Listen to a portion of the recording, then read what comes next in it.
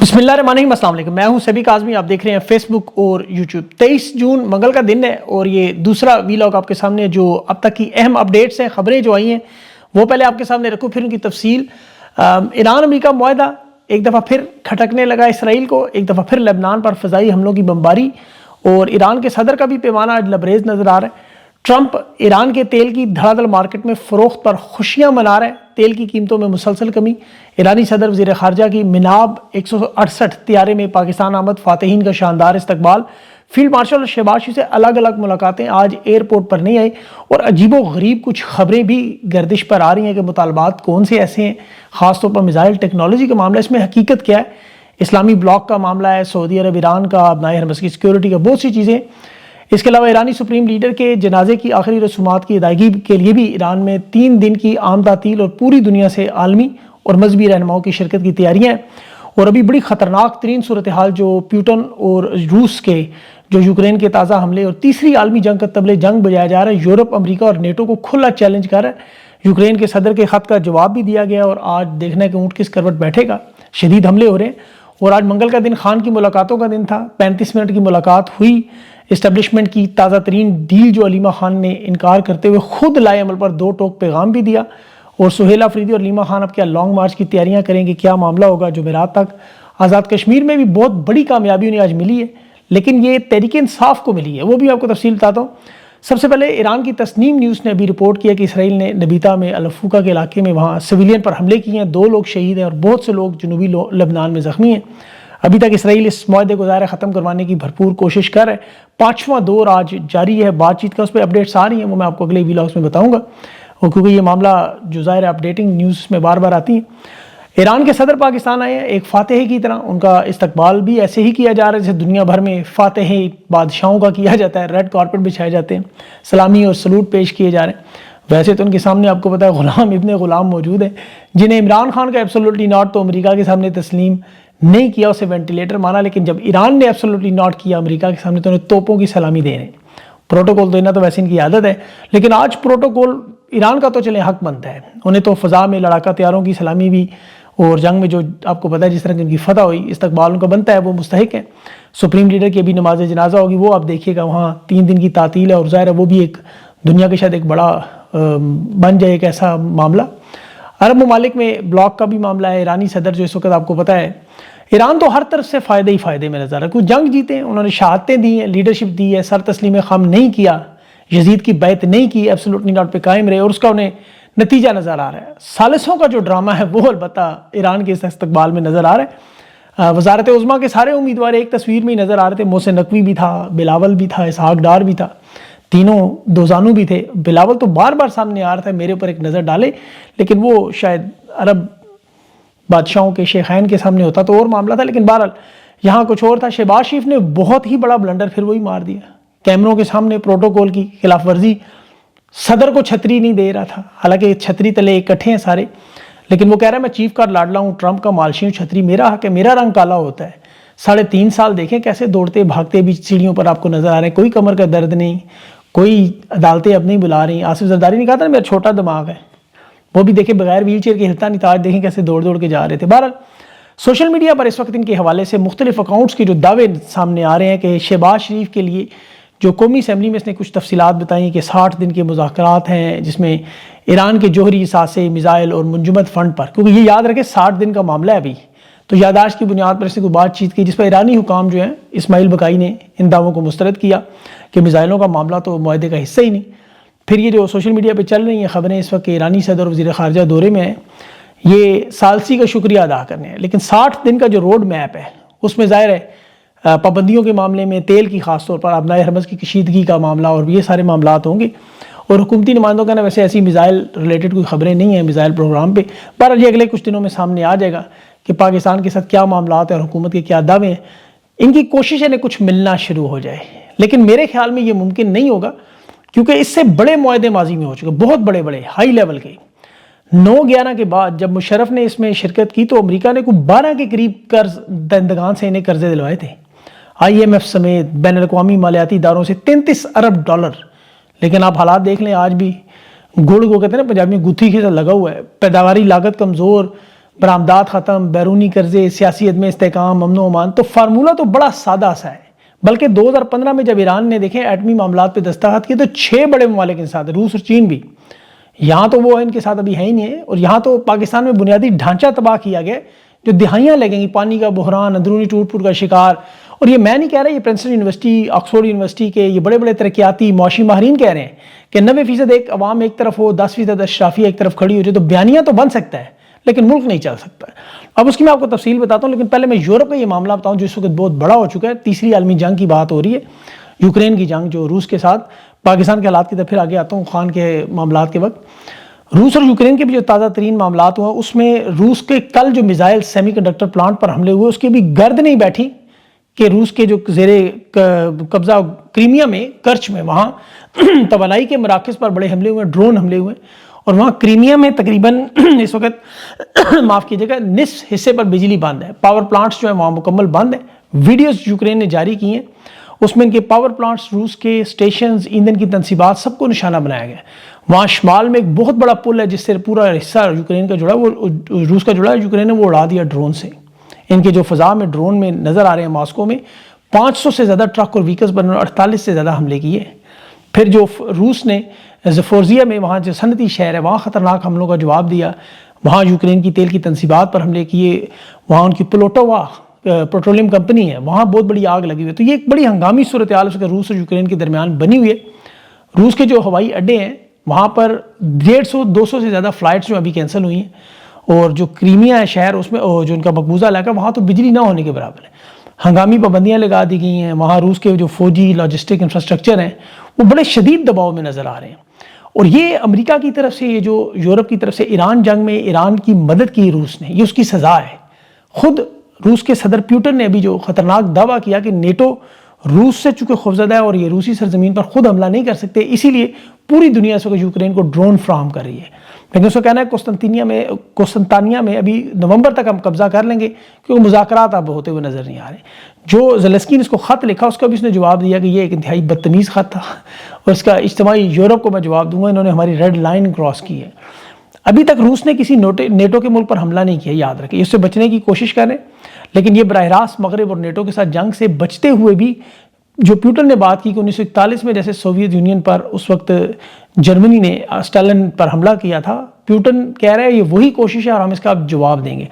یہ روس امریکہ کا معاملہ، امریکہ اور ایران کے معاملے کی طرح نظر آ رہا ہے، روس یوکرین کا، کہ ایران نے جس طرح دیکھیں ڈرون میزائل ٹیکنالوجی سے امریکہ اور اسرائیل کا مقابلہ کیا، یوکرین بھی اسی طرح روس کے خلاف حملے کر رہا ہے. ایران کی جنگ میں ابھی آپ دیکھیں کہ جو ایک جہاز F-15 اپریل میں گرا، اسے بچانے کے لیے ریسکیو آپریشن، اس کے پائلٹ کے آخری الفاظ اگر آپ سنیں تو اس نے کہا آسمان پر جو ایران کے یہ ڈرونز آ رہے ہیں یہ بالکل جیلی فش، وہ جو مچھلی آپ دیکھیں کبھی گوگل پہ جا کے تصویر، تو اس نے کہا یہ ٹیکنالوجی بالکل اسی طرح کی ایران کی جو ہم نے کبھی نہیں دیکھی تھی، جیسے بھیڑوں کا چھتا آتا ہے.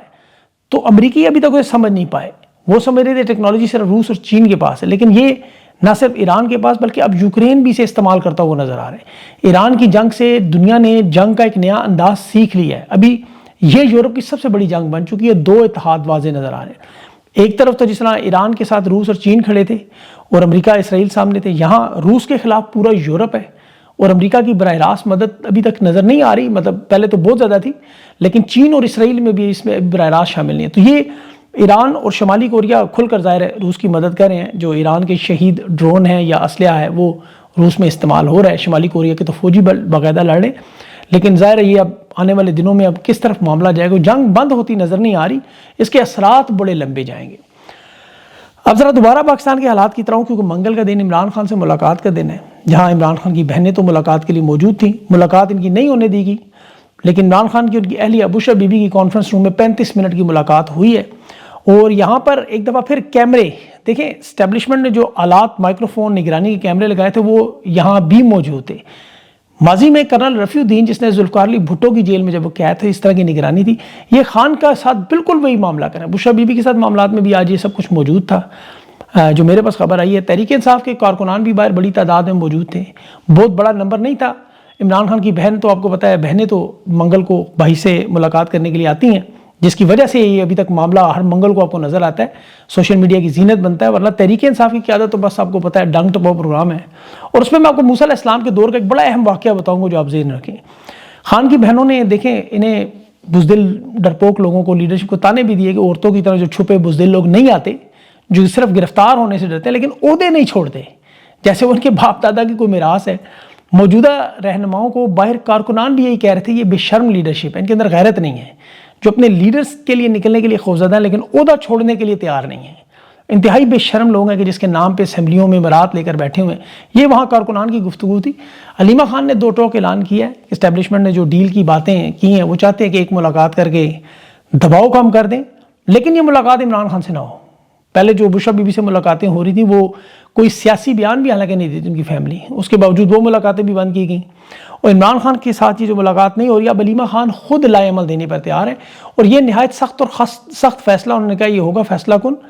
اور ڈیل کا جو انکشاف انہوں نے بیرسٹر گوہر اور محسن نقوی کے پیغام کا کیا کہ نورین نیازی کو جیل انتظامیہ اگر درخواست دیتی تو ان کی ملاقات کروا دے. یہ ظاہر ہے واردات ہے کہ درخواست دیں تو پھر عدالت میں جو کیس لگا وہ ختم ہو جائے. ہر عدالتیں میں آپ کو بتائیں.